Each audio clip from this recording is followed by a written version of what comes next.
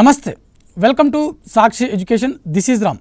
Intermediate అర్హతతో కేంద్ర రాష్ట్ర ప్రభుత్వ ఉద్యోగాలకు సంబంధించినటువంటి టాప్ 10 ఉద్యోగాలకు సంబంధించినటువంటి లిస్ట్ ఈ వీడియోలో మనం తెలుసుకునేటువంటి ప్రయత్నం చేద్దాము. ముందుగా ఈ వీడియోని చూస్తున్నటువంటి ప్రతి ఒక్కరు కూడా ఈ వీడియోని తప్పకుండా లైక్ చేయండి. అలాగే మీరు ఇంకా సాక్షి ఎడ్యుకేషన్ యూట్యూబ్ ఛానల్ని సబ్స్క్రైబ్ చేసుకోకపోతే ఇప్పుడే సబ్స్క్రైబ్ చేసుకోండి.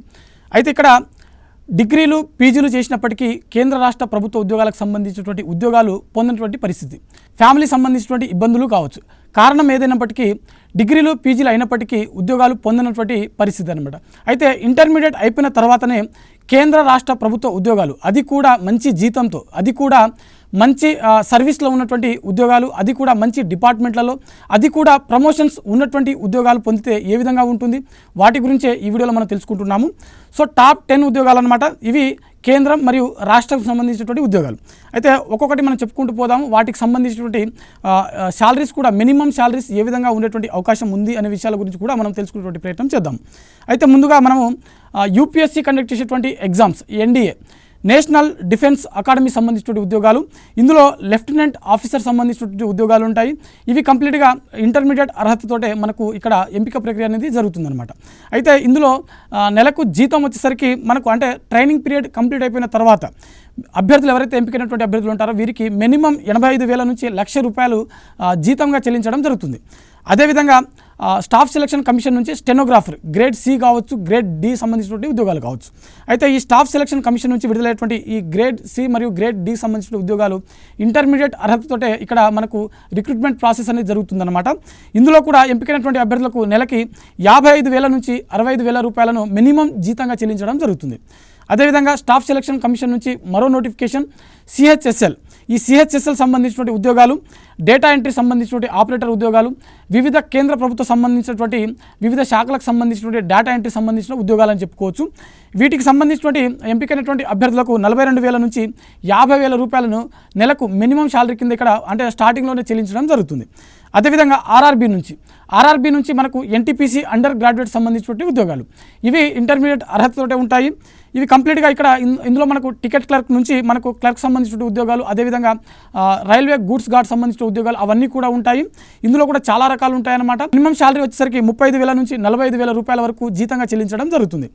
అదేవిధంగా పోలీస్ ఉద్యోగాలకు సంబంధించినటువంటి ఉద్యోగాలు చూసినట్లయితే స్టేట్ సంబంధించినటువంటి పోలీస్ కానిస్టేబుల్ ఉద్యోగాలు, ఇటు తెలంగాణ కావచ్చు, అదేవిధంగా ఆంధ్రప్రదేశ్ కావచ్చు, వీటికి సంబంధించినటువంటి కానిస్టేబుల్, ఫైర్ డిపార్ట్మెంట్ కావచ్చు, జైలర్ కావచ్చు, అదేవిధంగా ఇతర పోలీస్ సంబంధించినటువంటి ఉద్యోగాలు ఏవైతే ఉన్నాయో ఇవన్నీ కూడా కంప్లీట్గా ఇంటర్మీడియట్ అర్హతతోటే ఎగ్జామ్స్ అనేది కండక్ట్ చేయడం జరుగుతుంది. ఎంపికైనటువంటి అభ్యర్థులకు మినిమం 35,000 నుంచి ₹40,000 జీతంగా చెల్లించడం జరుగుతుంది. అదేవిధంగా ఈ పోలీస్ శాఖకు సంబంధించినటువంటి మరో ఉద్యోగం స్టాఫ్ సెలక్షన్ కమిషన్ విడుదల చేసేటువంటి ఢిల్లీ పోలీస్ కావచ్చు, అదేవిధంగా ఇతర పోలీస్ సంబంధించినటువంటి ఉద్యోగాలు కావచ్చు, అంటే జీడీ కానిస్టేబుల్ లాంటి ఉద్యోగాలు కావచ్చు. అయితే వీటికి సంబంధించినటువంటి ఎంపికైనటువంటి అభ్యర్థులకు మినిమం 40,000 నుంచి ₹45,000 వరకు జీతంగా చెల్లించడం జరుగుతుంది. అదేవిధంగా స్టాఫ్ సెలక్షన్ కమిషన్ నుంచి మరో నోటిఫికేషన్ ఎంటీఎస్. సో వీటికి సంబంధించినటువంటి ఉద్యోగాలు కేవలం 10th క్లాస్ అర్హతతోటే ఇక్కడ మనకు దరఖాస్తు ప్రక్రియ అనేది తీసుకోవడం జరుగుతుంది. ఎంపికైనటువంటి అభ్యర్థులకు మినిమం 30,000 నుంచి 35,000 వరకు జీతం చెల్లించడం జరుగుతుంది. అదేవిధంగా బ్యాంక్ సంబంధించినటువంటి ఉద్యోగాలు, క్లర్క్, ఐబీపీఎస్ కావచ్చు, ఎస్బీఐ సంబంధించినటువంటి ఉద్యోగాలు కావచ్చు. వీటికి సంబంధించినటువంటి కొన్ని గ్రాడ్యుయేట్ లెవెల్లో ఉంటాయి, మరికొన్ని ఉద్యోగాలు ఇంటర్మీడియట్ అర్హతతోటే ఉంటాయి. వీటికి సంబంధించినటువంటి జీతం, అంటే ఎంపికైనటువంటి అభ్యర్థులకు కనీసం 32,000 నుంచి మ్యాక్సిమం 38,000 వరకు స్టార్టింగ్లోనే జీతం అనేది చెల్లించడం జరుగుతుంది.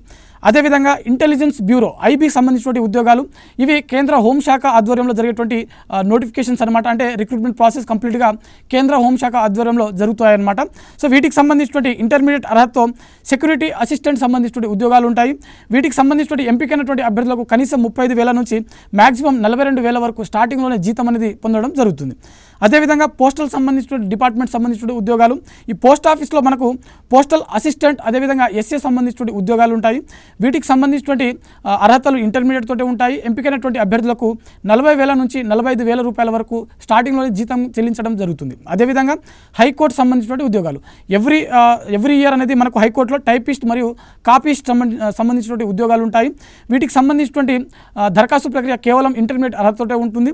ఎంపికైనటువంటి అభ్యర్థులకు 30,000 నుంచి 36,000 వరకు జీతం అనేది చెల్లించడం జరుగుతుంది. ఓవరాల్గా ఇంటర్మీడియట్ అర్హతతోటే ఎవరైతే అభ్యర్థులు తక్కువ ఏజ్లో, అది కూడా ఇంటర్మీడియట్ పూర్తయిన తర్వాతనే కేంద్ర లేకపోతే రాష్ట్ర సర్వీసులలో ఉద్యోగాలు చేయాలనుకునేటువంటి అభ్యర్థులకు ఈ టాప్ 10 ఉద్యోగాలు ఏవైతే ఉన్నాయో ఒక సువర్ణ అవకాశం అని చెప్పుకోవచ్చు. మ్యాక్సిమం ప్రతి డిపార్ట్మెంట్లో కూడా ఇప్పుడు మనం చెప్పుకున్నటువంటి ప్రతి నోటిఫికేషన్స్ కూడా ఎవ్రీ ఇయర్ అనేది రిలీజ్ అవ్వడం జరుగుతుంది.